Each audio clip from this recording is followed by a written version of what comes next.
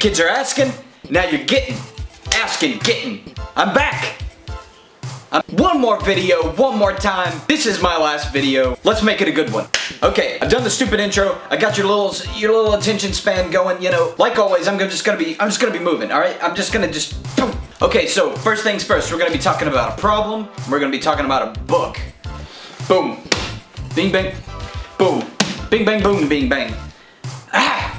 I sit down, I got a story in mind, I want to create, so I'm ready to go, I'm ready to create, I open my canvas, and then boom, maybe like white page, and I'm stuck. Or I start drawing, and I'm just doodling around, and I just do that for hours and hours, and I'm just like pushing the line around, and by the end of the day, I've spent hours on it, and nothing comes of it. I get that happens. So that's a problem. I'm gonna give you 5 simple steps by the end of this video.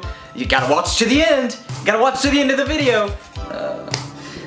Alright, so in that same vein, I'm going to give you 5 simple steps onto how to get better, or like how to experience and practice storyboarding and animation. I haven't seen this idea done anywhere else. It's a completely new thing that I'm trying out. And you just watch my other video for context, the video that I'm going to be putting out before this. It has the animatic that you can watch.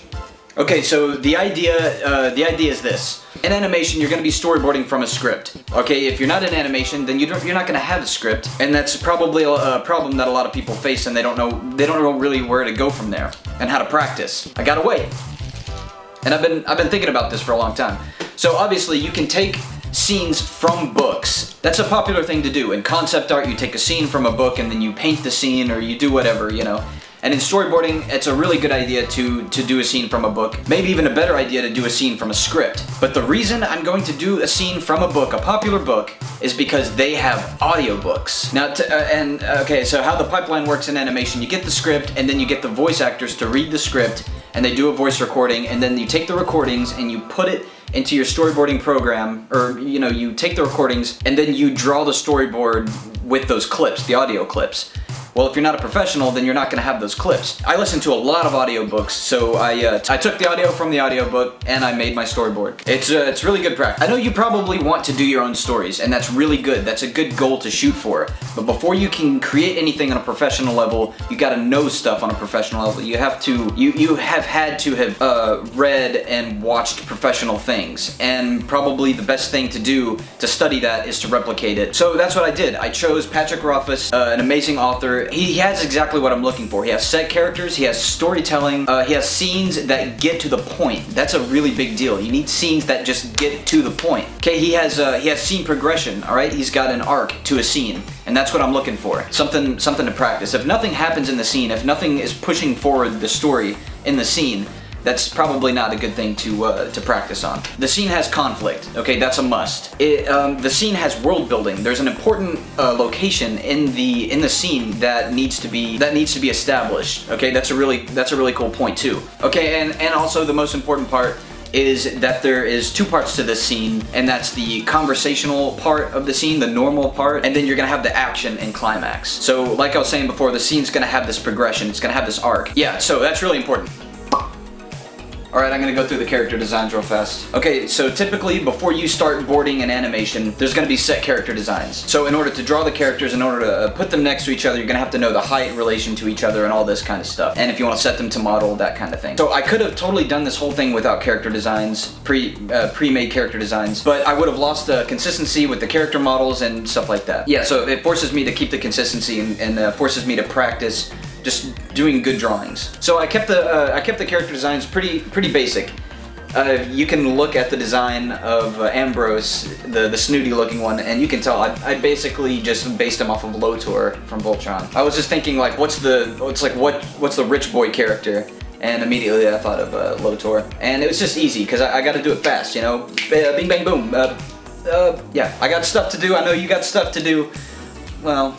That was characters, now we're gonna do setting. Setting, the background and everything like that, I'll be the first to admit, it's pretty over the top. Like if you read in the book, the city, what's the city's name? It's the city with the Aeolian, I think it's Tarbine? So yeah, in the book, it's one of the smaller cities. Like if you compare it to all the other cities, all the other cities are pretty massive. I could have made it small, but it wouldn't have been as fun, and whenever you do this type of stuff, typically, or let's say you take this project to like a bigger company, they're not gonna do these designs very small. They're gonna make it big. They're gonna make it like Hollywood. And it's more fun that way. Yeah, not completely accurate, but I had fun with it.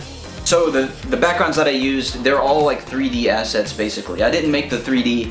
I went through and took screenshots of 3D models that I was referencing. You can check out my other videos how I look up 3D and all that stuff. If you're gonna be doing your own boards, I wouldn't recommend going as far as I did with the backgrounds. The backgrounds took a long time, but I think it's worth it because I enjoy world building. I enjoy, actually, mood building is like the right word, or giving it mood. Okay, so the voice. I've already talked about the voice a little bit. I've got it from Audible. Yeah, so Audible, you can get 3 free months, not a sponsor. You can get 2 free months of Skillshare if you go through the link in my description. So yeah, if you got like a screen capturing software, then you can just play the audiobook and then you can record the screen, which records the audio, and then you can take that audio clip and put it into your storyboard. Or yeah, you could also record yourself like, reading the book. It's not gonna be as professional. You could do that, it's pretty fun. Okay, editing. This is a pretty big deal. So in animation, you're gonna be given a script. It's like a page is a minute of screen time. The screenwriters know how to make a scene move because it's for the screen. In this case, we're dealing with a book, a novel, which is completely different than a script. The book goes on for like 20 minutes in this scene. So it's my job as a visual storyteller to take the best parts, the most important parts that tell the story. Okay, are you listening? And then you take those. You know what I'm saying. It's time for me to learn you. Okay, so this is something interesting in Storyboard Pro. I tried 2 versions of this.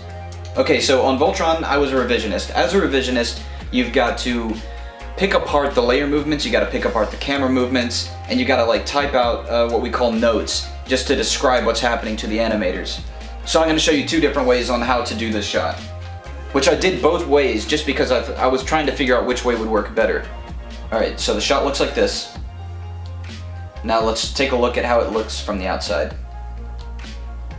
Alright, this little black, I'm gonna zoom in. This little black box is where the green is where the camera starts, the red's where the camera ends. One way to do this is to have your focal point in the middle of the camera, and the focal point, which could be a character or a wagon or whatever, it's not really gonna move that much. See how it stays fairly still? It stays in the same spot on my cursor right here. It doesn't need to move because the camera is also not gonna move that much. The camera is gonna be stationary in this case. So that means this shot is gonna be focused on layer movement, background movement. So if the background moves a certain way, it's gonna feel like the camera is revolving, but the camera's not actually moving. It's just the background. Okay, like I said, there's another way to do this type of shot, and here it is right here. Okay, so that's pretty cool too, right? It feels like it has more motion in it. All right, so let's take a look at how I did it. And you can probably guess how I did it by this point. That's all it is right there. It's much more of a simple shot. It's just not as dynamic though. So what I'm doing here is I'm moving the focal point, and at the same time, I'm actually moving the camera. I'm panning the camera with the carrot. Last shot, we didn't move the camera. I mean, we moved the camera to come in the scene, and then to go out the scene, but that's it. Other than that, it stayed on the focal point right here. So the background doesn't move.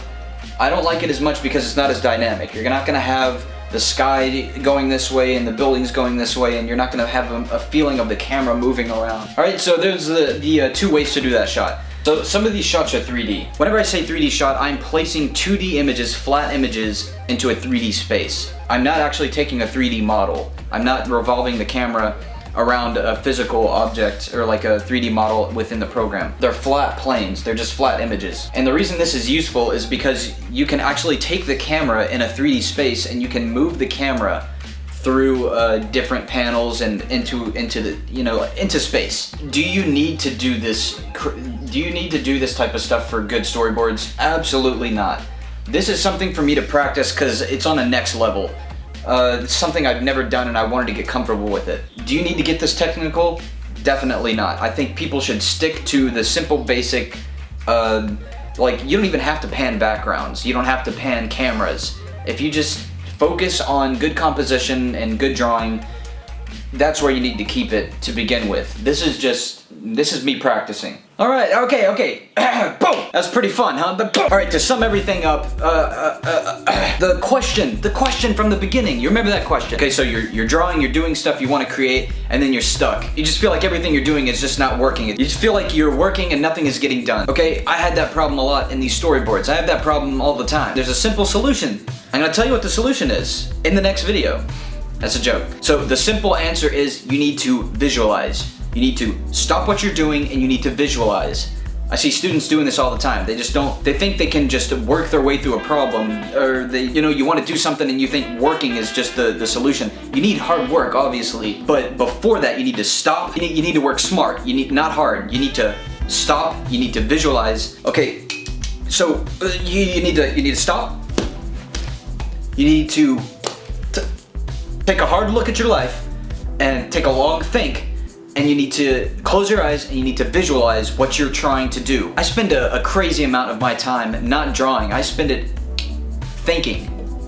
Putting myself in situations, putting myself in other people's shoes, thinking about the overall goal, the overall point to what I'm trying to do. This is the same with making music. This is the same with boxing. This is the same with writing. Everybody learns differently. I'll grant you that. Obviously, everybody's different, but for the majority of people, you need to stop and visualize and think about what you're doing. Long before I even started doing the boards, I got naked, I turned off all the lights, and I put my headphones on, okay? Put on my glasses, okay? And I put on, and I just put on some dope music. I'm talking Skyrim, Oblivion, Jeremy Soule in general, The Witcher 3, Harry P, Game of Shadows, okay? I laid on my floor, naked, with my shades, with my headphones, and I went over the scene. I made sure the music that I was listening to matched my mood and reinforced the mood that I'm trying to get by. And if you're playing something kind of cartoony and silly, you're gonna imagine things that way. It also helps to watch things that you kind of want to emulate. If I'm sitting there watching Barney and little baby Lego baby Barbie, it's gonna do a lot for you. It's gonna do a lot for you. It's gonna do a lot for you. It's gonna do a lot for you. I will admit, you're gonna have to have a library built up. And by that I mean experiences. They can be virtual experiences, they can be real experiences. Real experiences are amazing because they're original. I grew up watching Men in Black. The moment that I was born, all the way through whenever I was 7, I just remember we had this VHS tape with Men in Black on it, and I watched that sucker over and over and over. That created a visual library for me of storytelling. I just grew up feeling the camera movements and everything in it. I didn't know what I was learning at the time. I didn't think about the camera, but I just know how cinematography can feel. Use what you know, don't use what you don't know, all right? If you don't have a good mental library built up, go watch some films, go study some anime. Don't just watch it. I mean watch it. I mean study it, understand it. Yeah, you know what I'm saying. So that's just what I did, take it or leave it. There you go. Listen, you guys really help me. I want to take this moment to really thank you guys and to express something that I've been trying to express.